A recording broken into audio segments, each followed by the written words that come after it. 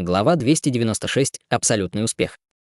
Когда в театре снова зажегся свет, всех переполняло волнение. Сюжет оказался таким великолепным, а визуальный стимул таким впечатляющим, что с этим не могла сравниться сухие пьесы.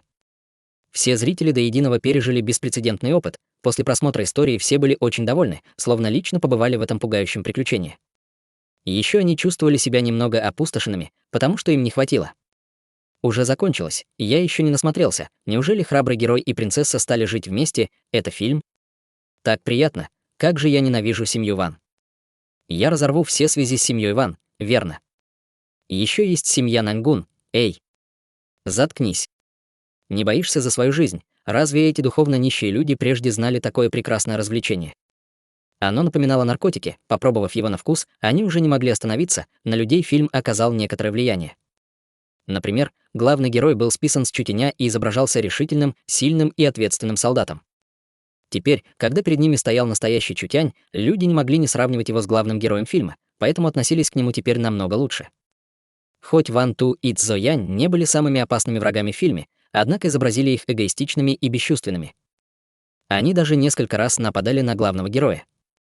Это вызвало у людей гнев, и несколько человек даже проклинали их.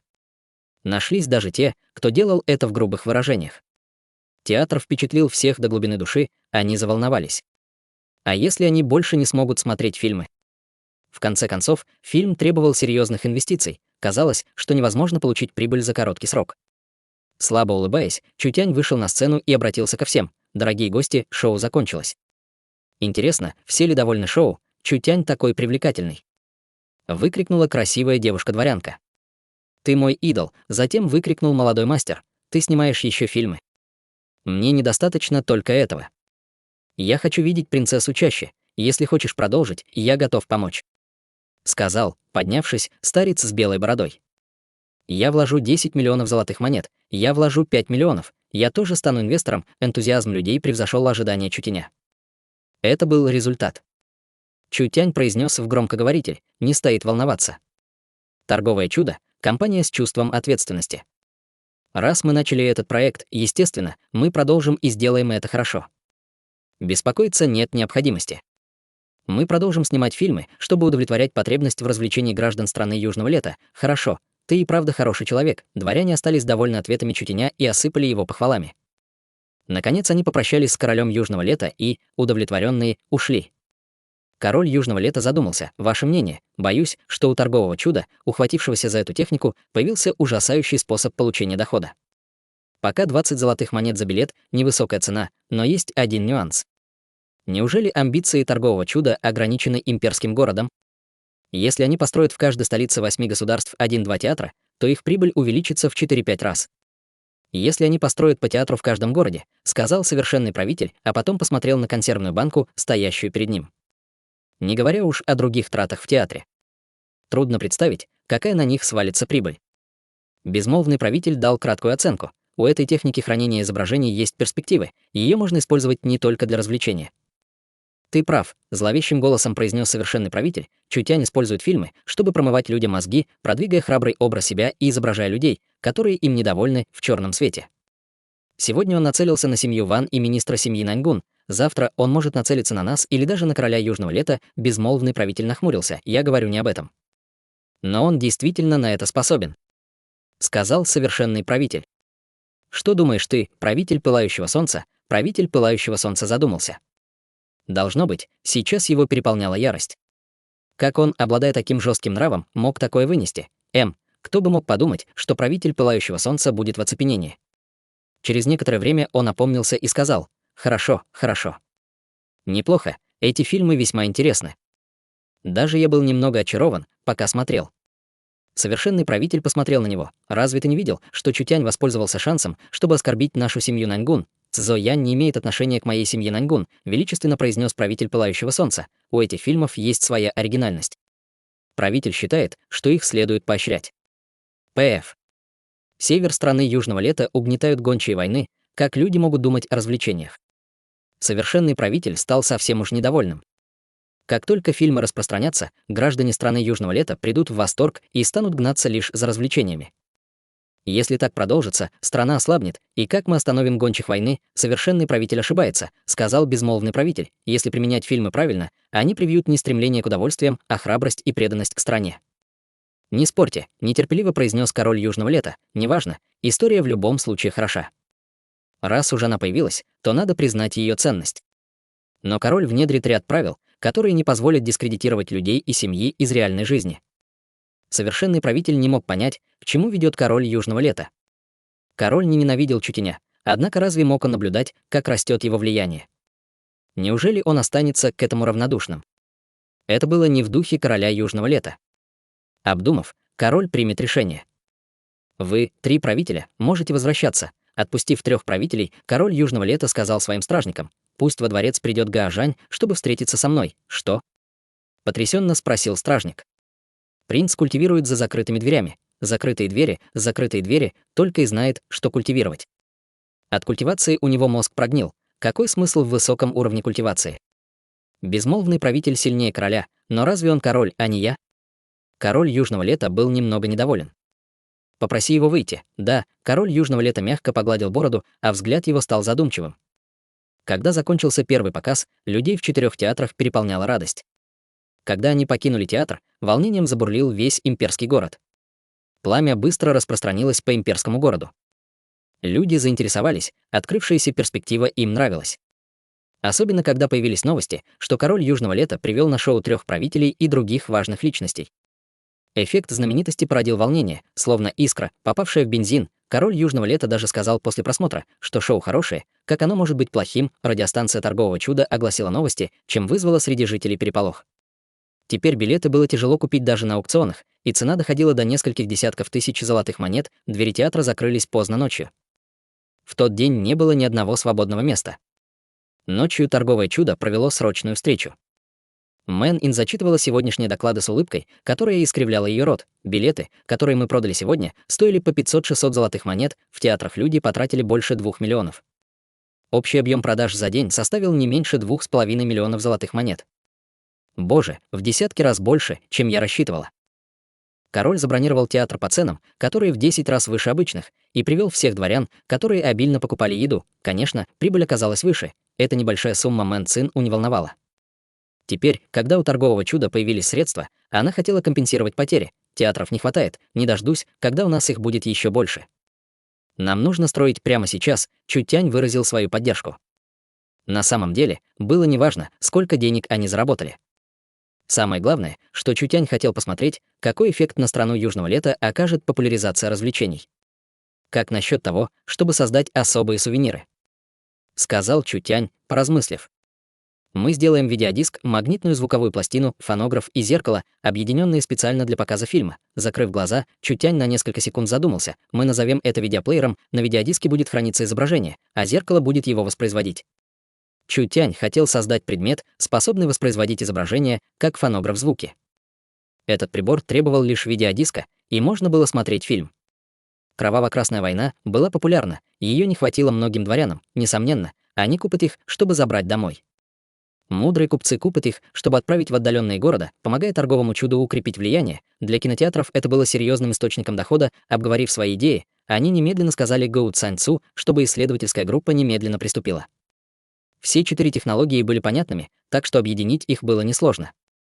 Благодаря возможностям исследовательского института имперского города это было легко. Президент, кто-то пришел и хочет вас увидеть. Кто это? Не знаю, но он пришел с жетоном короля. Возможно, его послал король Южного лета. Человек короля Южного лета. Так пусть войдет. Чутянь был очень занят и не хотел видеться с обычными людьми. Но раз это был человек, посланный королем Южного лета, следовало проявить уважение. Вошел человек в черной мантии. Увидев Чутеня, он снял капюшон, обнажив точёное решительное лицо. Глаза его сверкали, как звезды, а вид у него был достойный, с темно-бронзовой кожей. У него была бородка, не очень аккуратно подбритая с боков. Выглядел он очень молодо, ему было 28 лет. «Вы, его превосходительство Чутянь?» Посмотрел на него юноша в черной мантии. «Я Дунфан Хаожань, ты Дунфан Хаожань», остальные были потрясены. Чутянь не знал никакого Дунфан Хаожаня, но раз он носил фамилию Дунфан, то определенно был из семьи Дунфан. Был ли это Дун Фан Хао Жан известен в семье Дун Фан? На самом деле, Чутянь не знал, что Дун Фан Хао Жань был не просто знаменитостью, а принцем и сыном короля Южного Лета, у которого были все шансы унаследовать трон, которого все уважали. К тому же, у Дун Фан Хао Жаня был сильный врожденный талант, и он достиг 9-го уровня пробужденной души до того, как ему исполнилось 30. Дун Фан Хао Жань и старший молодой мастер семьи Ван считались двумя гордостями имперского города. Они ничем не отличались от 4 молодых мастеров центрального государства. Позиция этих двух людей среди младшего поколения имперского города была очевидна. Никто не ожидал, что Дун Фан Хао Жань придет сюда лично. Что ему было нужно?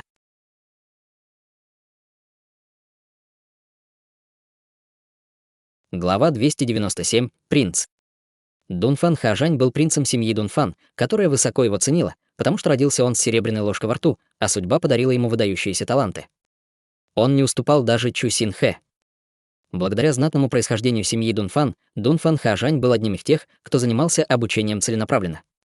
Дун Фан Хажань был всего на несколько лет старше Чу Син Хэ, однако его культивационный фундамент достигал 9-го уровня пробужденной души. Стариков, достигших этого уровня в 70-80 лет, его молодость и могущество заставляли стыдиться.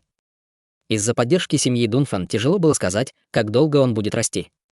Он был уверен, что достигнет царства истинного духа и станет тем, кто поддержит следующее поколение семьи Дун Фан. Дун Фан Хажань был не только выдающимся талантом, но и маниакальным культиватором, о чем в имперском городе знали все: Чутянь — это я. Чутяню было плевать на других. Мэн Цину понимала, насколько силен принц, и боялась, что Чутянь не сможет удержать язык за зубами, поэтому взяла инициативу на себя. Мы не знали, что принц прибудет, и не готовили прием. «Надеюсь, ты не обидишься. Заходи, пожалуйста». «У тебя нет права говорить со мной», — холодно сказал ей Дун Фан Хаожань. Его орлиные глаза смотрели на Чутяня. «Не понимаю, как Чу Син Хэ проиграл кому-то вроде тебя», на лице Мэн Цин проступила неловкость. У мужчин, особенно у надменных молодых мастеров, были разные выражения лица, когда они вступали с ней в контакт. Неважно, каким был их статус, все они смотрели на Мэн Цин с жадностью. И лишь Дун Фан Хаожань проигнорировал ее полностью. Словно Мэн Цин была сделана из дерева и вообще его не привлекала.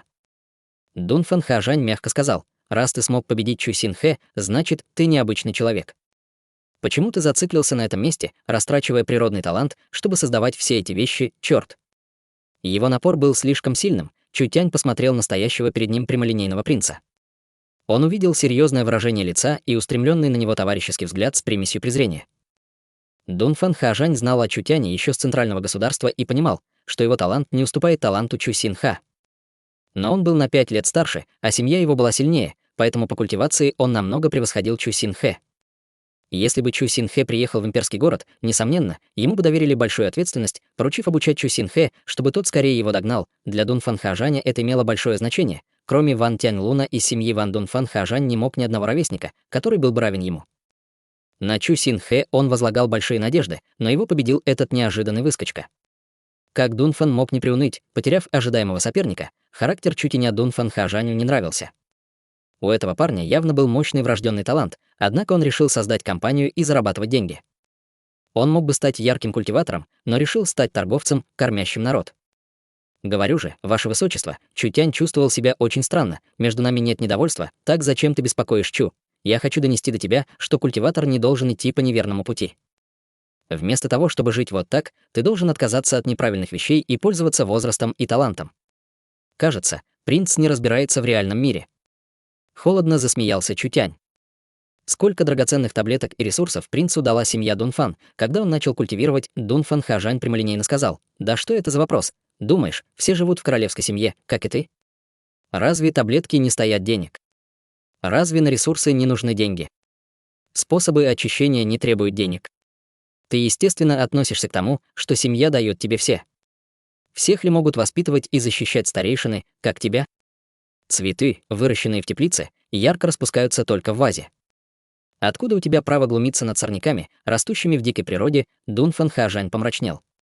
Впервые его назвали цветком, выращенным в теплице. Дун Фан Хаожань издал холодный смешок. «Думаешь, я ничего про тебя не знаю?» Чутянь пожал плечами. «Этого я не говорил. Если принц так считает, то так и есть». Мэн Цин вскинула брови. Плохо дело, принц явно думал мускулами, а не мозгами, а Чутянь его провоцировал. Будет странно, если он не выйдет из себя. Хорошо, очень хорошо. Репутацию семьи Дунфан нельзя оскорбить просто так. В глазах Дунфан Хажаня появился гнев. Раз ты сказал это, ты, наверное, подумал о последствиях. Это штаб-квартира торгового чуда. С тревогой сказала Мэн Цин У. Неужели принц хочет издеваться над слабыми, применяя свою силу?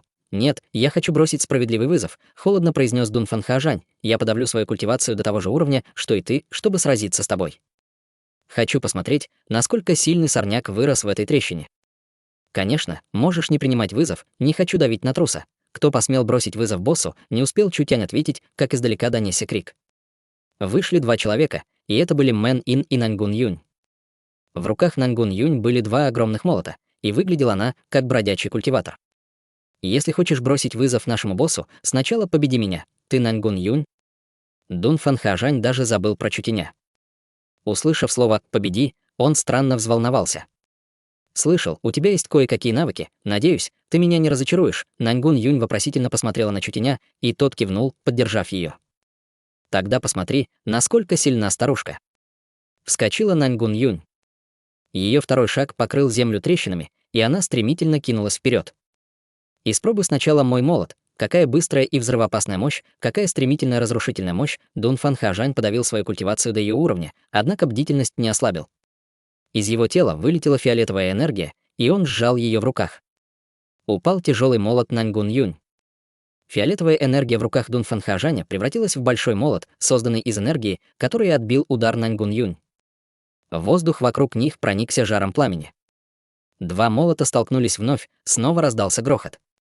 Земля пошла трещинами, оба сделали несколько шагов назад. Нангун Юнь понесла серьезные потери, однако у нее было алмазное бессмертное звездное тело, поэтому она без колебаний пошла вперед. Дунфан Хажань помрачнел. В имперском городе у Нангун Юнь не было репутации, однако она обладала такой силой, хоть Дунфан Хажань и подавил свою культивацию, он был уверен в себе. Он даже не думал о поражении. В семье Нангун Юнь занимала низкую позицию, поэтому ее знание искусства пылающих небес не должно было быть таким высоким. А вот Дунфан Хажань занимал в семье Дунфан высокое положение, поэтому его искусство Великого Духа уже достигло совершенства. Они были равны, атака Дунфан Хажаня была сильнее, однако Нангун Юнь культивировала оборонительную технику, поэтому ущерба не получила ни одна из сторон. «Твою силу можно считать хорошей», — холодно произнес Дунфан Хажань. На этом все, переполнившись гневом, Нангун Юнь дико ударила огромными молотами. Дунфан Хажань отреагировал быстро. Фиолетовый молот превратился в копье, которое стремительно полетело в сторону Нангун Юнь. Копье напоминало ядовитую змею, которая собирается укусить. Если у тебя есть навыки, но не уворачивайся, пламя вокруг огромного молота стало золотым. Оно было не таким, как раньше, и когда Нангун Юнь обернулась, в нем возник золотой феникс. Смотри на мой удар падающего феникса, наполненный силой, золотой феникс понесся вниз, словно метеор. Это было пламя божественного феникса. Нангун Юнь лучше изучила великое писание Нирваны, Дунфан Хажань понял, насколько силен золотой огонь, понял, что нельзя так легко от него отбиться. Копье отскочило от земли, и он быстро отступил. Восход 100 птиц, золотой феникс приземлился и превратился в сотню золотых птичек, которые одновременно напали на Дунфан Хажаня. С востока приходит великий дух, Дунфан Хажань взмахнул копьем, и оно превратилось в фиолетовые облака, которые остановили золотых птиц. Сквозь фиолетовые облака, размахивая двумя огромными молотами, пробирался человек. Огненные птицы плавились в огне молотов. Молот Нангун Юнь так быстро стал огненным молотом. Старушка не верит, что не сможет победить тебя в смертельном бою. Когда Нангун Юнь приготовилась нападать, Чутянь кое-что заметил. Хватит, из тела Дунфан Хажаня вырвался фиолетовый свет, который обволок его тело и превратился в доспехи.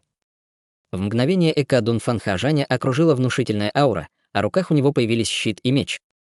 Это и был духовный источник семьи Дунфан, он действительно мог трансформировать тело. Когда огромный молот обрушился на щит, то расколол его на кусочки, однако часть энергии отразилась в сторону Нангун Юнь. Одновременно Нангун Юнь ударили эта энергия и меч Дунфан Хажаня. Плохо дело. Готовясь спасать ее, Мэн Ин и Мэн Цин У помрачнели. Наконец тело Нангун Юнь, покрытое золотым пламенем, рухнуло на землю, словно феникс, и земля вокруг нее загорелась. Когда она встала, ее раны странно горели. Особенно там, где ее поранил меч, из раны непрерывно вырывалось золотое пламя. Еще страннее было то, что рана стремительно заживала, Дунфан Хажань снова поразился. Как ее культивационная техника может быть такой сильной? Я был слишком неосмотрителен. Давай еще раз. Нангун Юнь нахмурила брови, потому что поглотила большую часть духовной энергии. Великое писание Нирваны предназначалось не только для сражений. Им можно было пользоваться, чтобы исцелять себя, но это отнимало слишком много духовной энергии. «Хорошо, Наньгун, можешь возвращаться», — вышел вперед Чутянь, «следующим с тобой поиграю я».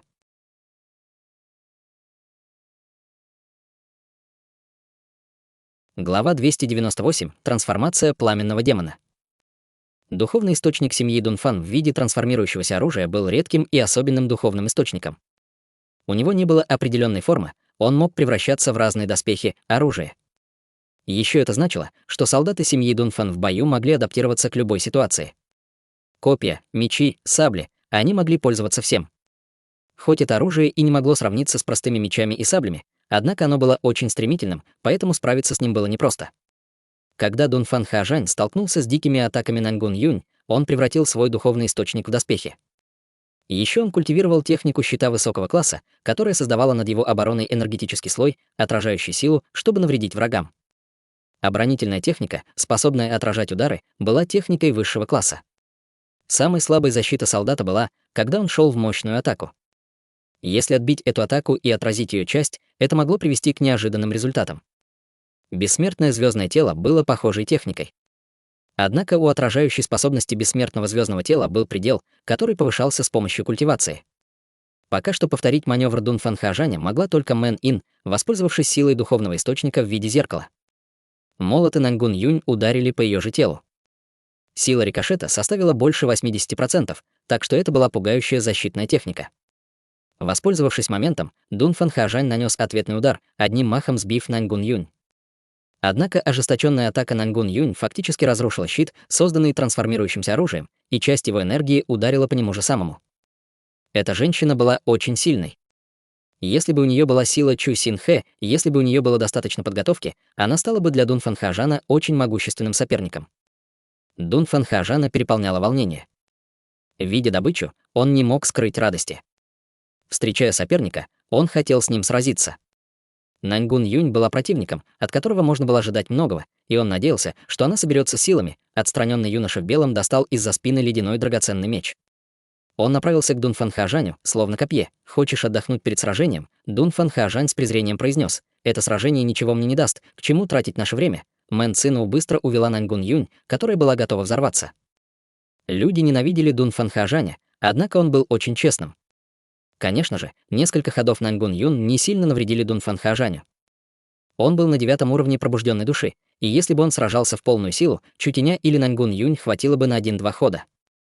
У него было больше духовной энергии, как у Чутяня и Наньгун Юнь. Тогда я немного поиграю с принцем. Чутянь размял руки и шею. С тех пор, как я приехал в имперский город, я ни с кем не сражался.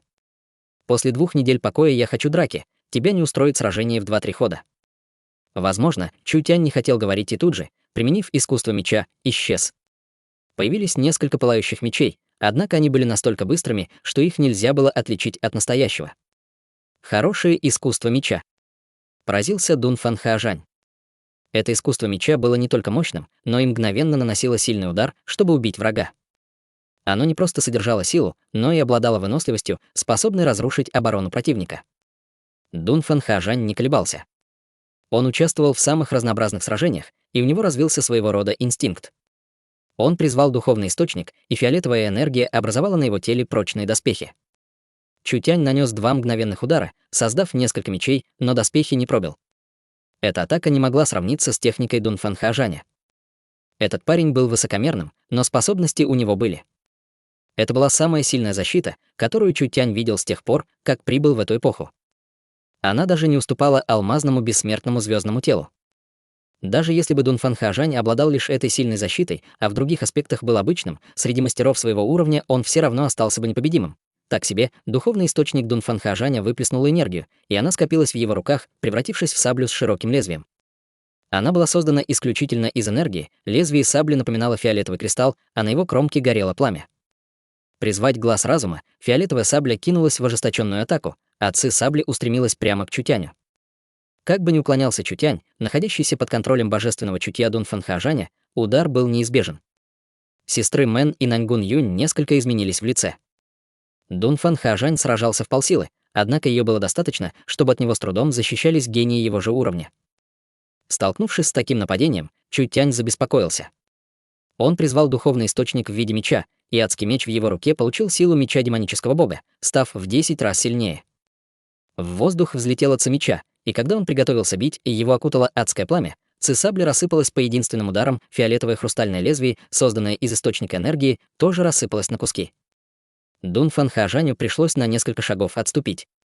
Значительная часть ци сабли обрушилась на Чутеня, однако Дунфан Хаожань не ожидал, что искусство меча Чутеня окажется таким жестким. Не случайно этот человек победил Чу Син Хэ. На самом деле, Дунфан Хаожань ошибался. Чутянь победил Чу Син Хэ, однако был важный нюанс, которого он не знал. Чутянь не просто победил Чу Син Хэ, но и сделал это, будучи более слабым культиватором. Это была не просто победа, а сокрушение. При разнице в культивации Чутянь смог победить Чу Син Хэ. Если бы у них было одинаковое количество духовной энергии, смог бы Чу Син Хэ с ним справиться, Дунфан Хаожань об этом не знал, поэтому бросил вызов.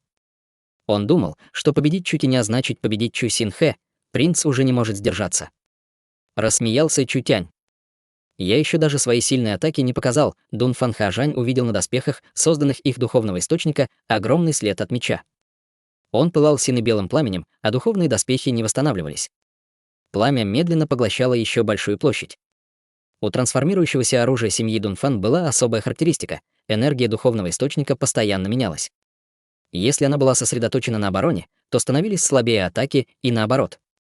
Когда Дунфан Хаожань превратил свою энергию в доспехи, его защита стала даже сильнее бессмертного звездного тела. Когда Дунфан создал саблю, его защита немного ослабла. Эта связь обороны и нападения была и наибольшей силой семьи Дунфан, и ее уязвимым местом. Для Дунфан Хаожаня это было несколько неожиданно. Особенность духовного источника семьи Дунфан не была тайной, однако Дунфан Хаожань понимал ее лучше всех остальных. Если бы Чутянь приложил немного больше сил, то уложил бы Дунфан Хаожаня одним ударом. Если у тебя есть навыки, то покажи их. Приготовился защищаться Дунфан Хаожань, стоя на месте.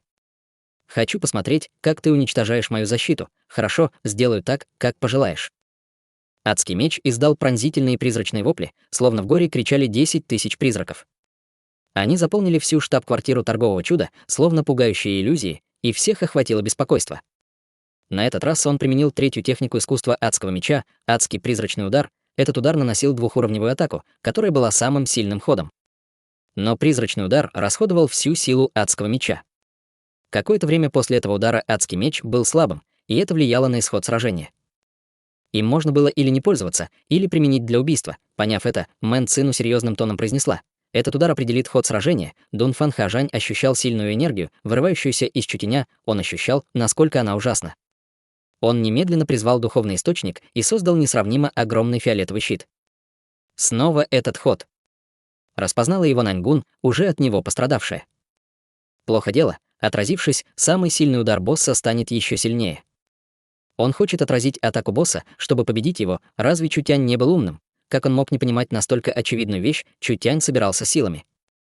О чем он думал? Дунфан Хаожань горел любопытством и не мог ждать. «Давай. Позволь мне увидеть твой самый сильный удар. Как пожелаешь». Тело Чутяня вспыхнуло, и он кинулся вперед, как метеор. Призрачный удар. Когда адский меч исчез, воздух исказила мощная энергия. В щит врезался черный свет меча. Сильная энергия отразилась от щита и понеслась обратно. Щит, разбитый сильным ударом меча, стал рассыпаться на куски, и на Дунфан Хаожаня навалилась страшная сила. Он сплюнул кровью, и его отбросило в сторону, словно сломанный воздушный змей. У этого Дунфан Хаожаня действительно были деревянные мозги. Он сражался не в полную силу, а ци меча нанесла ему серьезную рану, однако большая часть силы призрачного удара отразилась. Неужели Чутянь тоже ранен? Ах! Удивленно воскликнули девушки. С губ Дунфан Хаожаня стекала кровь, на лице его читалось неверие. Чутянь был маньяком. Он хотел, чтобы от этой атаки погибли обе стороны. Это было обычное соревнование, к чему такая прыть, но следующая сцена снова всех ошеломила. Когда Чутянь взорвался, его плоть не разлетелась в стороны. Он превратился в огромную массу пламени. Пламя собралось вместе, и в нем появился высокий пламенный демон. Это был дух оружия, ад. Культивируя искусство адского меча, Чутянь постоянно вносил в него изменения. В первый раз он применял призрачный удар совсем не так. Исходный призрачный удар был полон силы ада. Как только силы исчерпывались, адский меч становился слабым. Изменив его, Чутянь разрешил духу оружия высвобождаться. С помощью энергии дух оружия мог обретать реальную форму вне меча. Тело пламенного демона было духовным, и сила не могла навредить ему. Против ада рикошет энергии оказался бесполезным, скорее, он поглотил всю выпущенную энергию и сделал ее частью себя. Какая культивационная техника, Дун Фанхаожань был потрясен до глубины души. Слишком рано удивляться. Сложил руки Чутянь. Ад, используй трансформацию пламенного демона. Понял, хозяин, вдруг ад окутал Чутяня, и они стали одним, образовав невероятно высокого демона. Штаб-квартиру торгового чуда заполнила злая аура. Эта сила чуть не привела Дун Фанхаожаня к коллапсу. Это было уже за пределами царства прославленной души. Ты был прав, принц. Посмотрел на него Чутянь, превратившись в огромного пламенного демона. Сражение, заканчивающееся через 2-3 удара, не позволит мне получить настоящее наслаждение.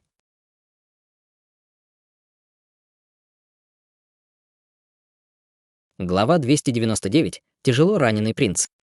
Пока Дун Фанхаожань и Чутянь сражались, во дворце находились король Южного Лета с обеспокоенными министрами, которые обсуждали вопрос о передислокации войск. Он был уверен в своем сыне. Дун Фанхаожань был простодушным, однако в 27 лет он достиг 9-го уровня пробужденной души, лишь он в стране Южного Лета мог сравниться с Ван Тяньлуном. Если он воспользуется шансом, чтобы преподать Чутяню урок, это будет лучшим финалом. Кто не знал про Дун Фанхаожаня, безмолвный правитель и великий ученый ничего не могли сказать. Безмолвный правитель сообщил королю: в последнее время гончие войны ведут себя странно. Эта новость появилась несколько дней назад, поэтому король возражать не стал. Он думал о проблеме с Чутянем, поэтому небрежно спросил: за все годы сражений они когда-нибудь были нормальными? Безмолвный правитель ответил: среди гончих войны есть племя адской песни, которое оказывает на гончих войны наиболее влияние, и этот правитель всегда за ними следил. Но последние несколько месяцев все информаторы правителя пропали без вести. Разве это не кажется странным? Совершенный правитель произнес голосом, полным презрения: гончие войны хороши в разведке, поэтому нет ничего странного в том, что пропали разведчики. Мои люди часто вступают в контакт с членами племени адской песни, тайно связываются с членами среднего уровня, занимаясь тайными делами. Если произойдет что-то особенное, я, конечно же, получу кое-какие новости. Безмолвный правитель слишком много думает. Потерять несколько отрядов не странно, но странно потерять сразу всех. Новости из твоих каналов основаны на прибыли, поэтому неизвестно, реальные они или нет. Они могут дать нам и фальшивую информацию. Безмолвный правитель обратился к королю. Монарх готов возглавить разведывательную группу. Безмолвный правитель слишком сильно влияет на гончих войны. Если он поедет на равнины, это заставит их объединиться, создав для страны Южного Лета опасность, поэтому пусть и дальше сражаются друг с другом. Ближе всего к стране армия боевого дракона. Пусть войдут, не давайте безмольному правителю делать ход. Так было правильно. Статус безмольного правителя мог привести к тому, что гончие войны поднимут бдительность. Не успели остальные высказаться, как быстро вошел королевский рыцарь. Ваше Величество, плохо дело, в торговом чуде произошел несчастный случай. Его высочество принц сражался с Чутянем. Сражался. Шутливо переспросил король Южного Лета, однако быстро придал голосу удивление. Как они сражались? Каковы раны? Со странным выражением лица королевский рыцарь произнес: не самые легкие, боюсь, их нельзя вылечить так быстро. Хорошо, если никто не умер, ничего страшного. Молодежь любит сражаться, особенно те, что зациклены на боевых искусствах, иначе как бы мы все эти годы побеждали гончих войны? Кажется, король ни капли не боялся, смеясь в глубине души. Можешь идти, король позаботится об этом позже. Вот что происходит, когда человек слишком известен. На этот раз он использовал Хаожаня, чтобы донести небольшое предупреждение. Если в будущем он не поумнеет, то небольшим предупреждением дело не ограничится. На лице королевского рыцаря проступил шок. Вы можете это прекратить, Ваше Величество. Король должен стать посредником между сражающимися младшими. Рассмеялся король Южного Лета. Что за чушь? Прежде побеждали недостаточно сильные, так зачем они приняли вызов? Про Дун Фанхаожаня знают все. Хоть он и одержим боевыми искусствами, однако никогда не принуждает к поединку. Это честная дуэль, нужно учитывать тот факт, что тебя могут ранить, все в пустом недоумении переглядывались. В имперском городе хорошо знали Дун Фанхаожаня. Этот парень был увлечен боевыми искусствами и каждый день искал соперников для сражений. Однако характер его был неплох, и сражаться с ним он никого не заставлял. Раз Дун Фанхаожань сражался с Чутянем, значит, тот принял вызов. Обычаи страны Южного Лета гласили, что во время поединков травмы могут достигать небес, и вмешиваться в это нельзя никому. Лицо королевского рыцаря стало еще страннее. Хоть это и так, я прошу Ваше Величество как можно скорее позвать доктора, иначе король Южного Лета нетерпеливо махнул рукой. у торгового чуда есть деньги, зачем королю что-то делать? Пусть сами уладят это. Королевский рыцарь широко распахнул глаза. «Ваше Величество ошибается. Тяжело ранен принц. Его Высочество, король сломал подлокотник трона». Глаза его округлились, и он взревел. «Что ты сказал?» «Хаожань ранен». Как это возможно? Королевский рыцарь быстро опустился на колени. Принц побежал в торговое чудо, чтобы бросить Чутяню вызов, а во время боя Чутянь его избил, и его раны серьезны. Еще это видели много людей. Если Ваше Величество не поторопится, принц окажется в опасности. Грязная сволочь, у короля волосы встали дыбом. Как это могло произойти? На глазах у людей Чутяня его драгоценного сына тяжело ранили. Как только пойдут слухи, королевская семья потеряет лицо. Чутянь, этот «мой король, уймите свой гнев», перебил его Гоу Цаньцу, встав и натянуто улыбаясь. Страна Южного лета зиждется на боевых искусствах. Во время честного поединка травмы достигают небес, и вы не можете выплеснуть гнев на Чутяня лишь потому, что он ранил принца. Жао Пу серьезно сказал: «Слуга согласен, прошу короля сдержаться». От стыда лицо короля Южного лета наполнилось гневом, но ему было тяжело отступить. Он только что сказал эти слова, и если он нарушит их, то кто будет уважать короля? Если завтра об этом узнают, граждане останутся недовольны его поведением. Ему оставалось лишь успокоиться. Он уже ничего не мог сделать. Он не мог наказать Чутяня, чтобы спасти свою репутацию. О чем вы думаете? Король не винит Чутяня. Все эти годы Хаожань вел себя очень высокомерно, так что для него это хороший урок. Я не только не буду наказывать Чутяня, я еще и поблагодарю его. Сегодняшнее обсуждение закончено, махнул рукой король. Подготовьте экипаж, я хочу поехать в торговое чудо. Увидев демоническую трансформацию Чутяня, Дунфан Хаожань остался недоволен поражением, поэтому поднял свою культивацию до 7-го уровня пробужденной души, чтобы сразиться с Чутянем. Он мог в это поверить. Неужели Чутянь во время боя поднимает свой уровень? Это был непростой шаг.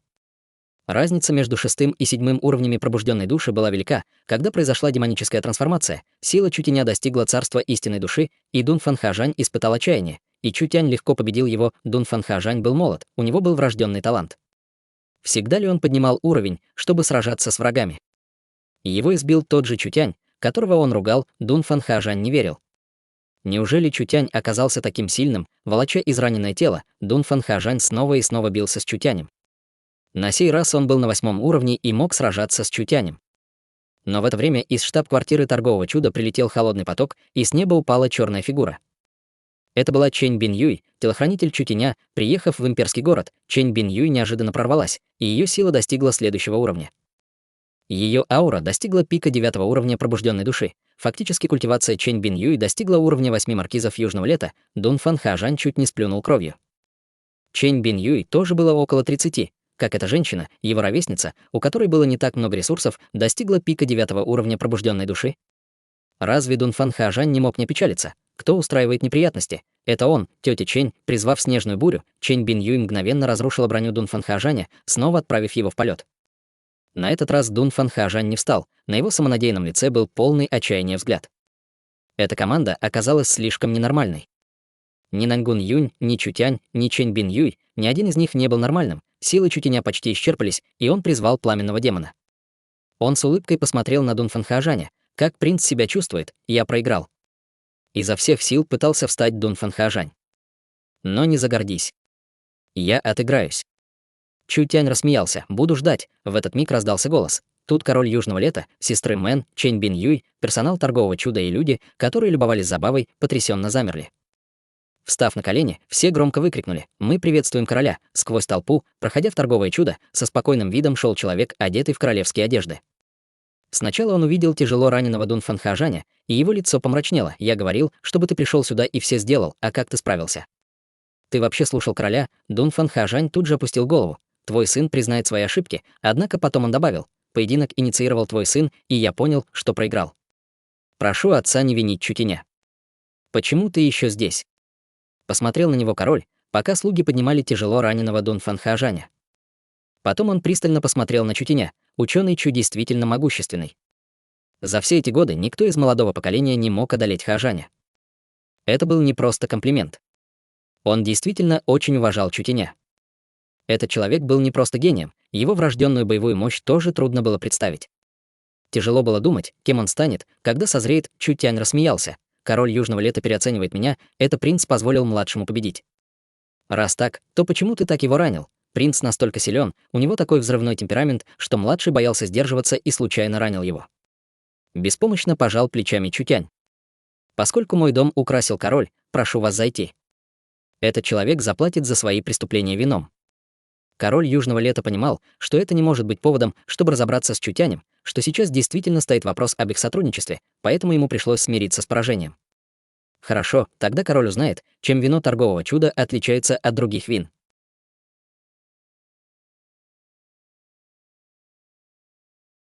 Глава 300. Сериал. Король Южного Лета должен был признать, что действительно недооценил Чутяня. Страна Южного Лета могла воспользоваться этим человеком, он мог стать ее столпом. Но если не контролировать его, он может стать центром беспорядков. Сейчас перед ним было два выбора. Первый — подавить Чутяня до того, как он станет сильнее. Второй — протянуть Чутяню руку помощи до того, как он станет сильнее. Король склонялся к первому варианту. Король любил контролировать и не хотел, чтобы было нечто, что он контролировать не может. Стоило уничтожить дерево, которое могло и стать столпом, и вырасти слишком сильно, уничтожив дом. Дело было в том, что Чутянь был не просто человеком, торговое чудо уже было серьезной силой, которая влияла на жителей. Не говоря уже о том, что Чэнь Бин Юй была экспертом на пике 9-го уровня пробужденной души, а еще была банда огромной акулы. В центре были еще и безмолвный правитель, великий ученый и маркиз Божественного Ветра с маркизом Божественной Стрелы. У них было слишком много сторонников. Самым главным было то, что стране Южного Лета требовался гений Чутяня. Теперь, когда тайно появилось энергетическое оружие, король понял, что как только им вооружится армия, сопротивление страны Южного Лета гончим войны будет не за горами. Король воплотит надежды всех предыдущих королей и станет в семье Дунфан бессмертным. Чутяня нельзя было трогать по многим причинам. На данный момент его нельзя было трогать. Король Южного Лета не был выдающимся королем, но долго сидел на троне, так что человек он явно был необычный. Он знал, как сдерживать эмоции и презрение к мелочам, глядя на общую картину. Разве короля заботит соревнования между младшими, которые изучают боевые искусства? Кажется, произошедшее совсем не волновало короля. Пока все живы, соревнования лишь стимулируют ваш прогресс. Король не только не отвергает, но и поддерживает такие поступки. Ученый Чу — столб страны, он заслуживает доверия. В будущем король будет зависеть от тебя. Как я могу обижаться на такие мелочи, услышав это, сестры Мэн с облегчением вздохнули. Было ли это искренним поступком или же игрой, король явно не собирался причинять Чутяню неприятности. «Хорошее вино, хорошее вино», — похвалил король, попробовав медовое вино. «Никогда не думал, что ты умеешь делать такое вино. У короля есть бесполезный принц, и если бы у него была половина твоего таланта, семья Дунфан обладала бы достойным преемником». Чутянь рассмеялся. У принца есть талант, дарованный небесами. О чем король говорит? Вот как? Да. Король Южного Лета поставил бокал с вином и посмотрел на Чутяня. Король хочет знать, как ты оцениваешь Хаожаня. Ответить на этот вопрос было тяжело. Но Чутянь, недолго думая, ответил честно. У принца есть талант, и он может стать столпом страны. Поразмыслив, король произнес: «Хочешь сказать, что Хаожань подходит на роль безмольного правителя, но не подходит на роль короля?» Это была правда. Дунфан Хаожань походил скорее на безмольного правителя. Забудь, не будем про это говорить. Никто не догадывался, что король не возражает против оценки Чутяня. Тот сменил тему. Фильмы торгового чуда неплохи, они очень нравятся королю, и он хочет сотрудничать с торговым чудом, чтобы сделать фильм. Траты из государственной казны, а вы получите достаточную себестоимость. Прибыль поделят поровну торговое чудо и семья Дунфан. У тебя есть мнение на этот счет? Это было такое хорошее предложение, люди не могли понять этот ход. Король Южного Лета не только покрывал стоимость материалов, но и оплачивал производственные траты, а себе забирал лишь 50% прибыли. Это давало торговому чуду все преимущества, и что он собирался с этим поделать, Чутянь спокойно спросил: «Какая у короля просьба?» «Одна. Мы предоставим персонажей фильма и сюжетную линию.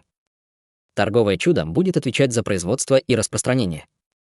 Они поняли. Увидев эффект кинотеатра торгового чуда, они поняли, каким влиянием обладают фильмы.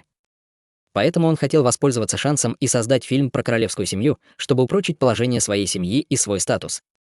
Они уже ожидали, что о таком фильме попросят. Но не думали, что первым предложит сотрудничать король Южного Лета. Естественно, это показывало, что король многое понимает. Он осознавал ценность фильмов, поэтому стал первым, кто попытался ее заполучить. Что касается этого. Бизнес только возник, конечно же, первым делом мы фокусируемся на качестве. В чем проблема? Если это может торговое чудо, то может и король. Король позволит людям торгового чуда даже при процессе производства. Какой фильм хочет мой король? Фильм про подъем королевства и смелые поступки семьи Дунфан, выступающей против гончих войны. История создания нации станет серией фильмов. Предлагаю разделить ее на 10 частей, чтобы слава семьи Дунфан навсегда отложилась в умах людей. Черт! Он хочет снять сериал. Это серьезная пропаганда. У семьи Дунфан были немалые амбиции. Чутянь с сомнением посмотрел на Мэн Цину, потому что с точки зрения управления она была более проницательной, чем Чутянь. Теперь согласие зависело от Мэн Цину. Кивнув Чутяню, Мэн Цин сказала королю: «Мы можем снять этот пропагандистский фильм, сотрудничая с королевской семьей, это честь для торгового чуда». Хорошо. Король был очень доволен. Назвать фильм следует «Маяк великого лета». Король хочет увидеть исторический шедевр, проникающий в душу, живущий десятки тысяч лет, чтобы будущие поколения семьи Дунфан увидели усилия своих предков, соглашение о сотрудничестве было принято. Этот вопрос решен, король не собирался оставаться. Король должен повидать сына, поэтому я пойду. До новой встречи, мой король. Когда король ушел, некоторые сложили ладони. Мэн Ин, Наньгун Юнь и остальные смотрели друг на друга со страхом и тревогой. Это был Дунфан Хажань, гордость имперского города. Это был король Южного лета, обладающий в стране самым высоким положением. Мэн Ин было очень любопытно. Почему они совсем не такие, как по слухам? Принц казался болваном, а король не был таким властным, как говорят, он даже оказался любезным. Наньгун Юнь тоже было очень любопытно. Мэн Цину покачала головой. Страна Южного лета — небольшая страна, но ее король должен быть особенным. Его уважают даже 3 правителя, он не так прост, как вы думаете. Возможно. Прошло еще 2 дня. Каждый день 4 театра наводняли люди. Их привлекала напряженная, разворачивающаяся и захватывающая история, о которой быстро все заговорили. Фильм торгового чуда «Кроваво-красная война» стал еще популярнее, потому что лидером был Чутянь. В имперском городе бушевала буря. Особенно после того, как Чутянь победил одного из талантов Дунфан Хажаня. Это вызвало большой переполох, и имперский город снова накрыла слава Чутяня. Быстро откопали его прошлое в центральном городе, и люди имперского города вновь поразились. Не было никаких сомнений.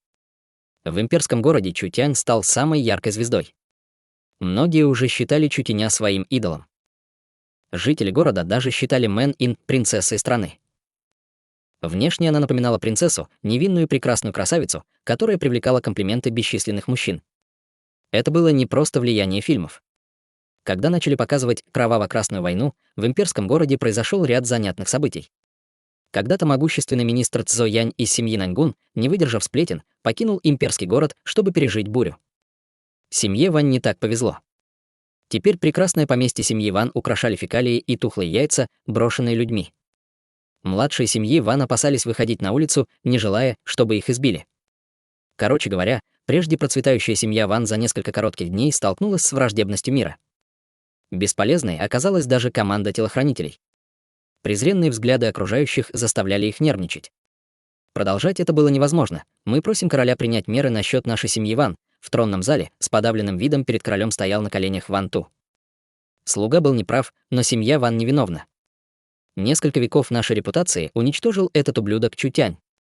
Армия боевых драконов семьи Ван выиграла не одну битву, но наше сердце кровоточит, сталкиваясь с презрением граждан. Слуга просит закрыть театры имперского города и попросить торговое чудо объясниться. Возможно, Ван Ту не знал. Король Южного лета уже достиг соглашения с Чутянем, да и фильм уже выпустили. Так что просьба Ван Ту закрыть театры была невыполнимой. Эффект превзошел ожидания, однако театры уже стали популярными, и если закрыть их, жители будут в ярости. Семья Ван не сможет от этого отмыться, а король ощутит на себе гнев жителей. Ван Ту справедливо подметил, как только появятся эти фильмы, они разрушат дух страны. Очарованные историями, жители перестанут обращать внимание на Северный фронт. Это повлияет и на боевой дух страны Южного лета, как мы победим гончих войны. Не нужно волноваться, генерал. Король был готов к такому вопросу. Чутянь действительно слишком силен. Король тоже хотел его подавить, иначе его успех снесет ему голову. Услышав это, Ван Ту наполнился радостью. Мой король действительно мудр. Ван Ту, пришедший во дворец с жалобой, был в восторге от короля. Покинув ночью торговое чудо, король уже обдумывал план. Он решил не оскорблять Чутяня и подавить его. Написав королевское воззвание, король поставил на нем королевскую печать и достал королевский жетон. «Возьми», Ван Ту прочел воззвание, и к его мозгу прилила кровь. Рухнув на колени, он громко крикнул: «Мой король, спасибо за вашу милость. Не дай этому распространиться и покончи с этим как можно скорее». Есть, исполненный радости, Ван Ту покинул королевский дворец. Король Южного Лета обнажил странную улыбку.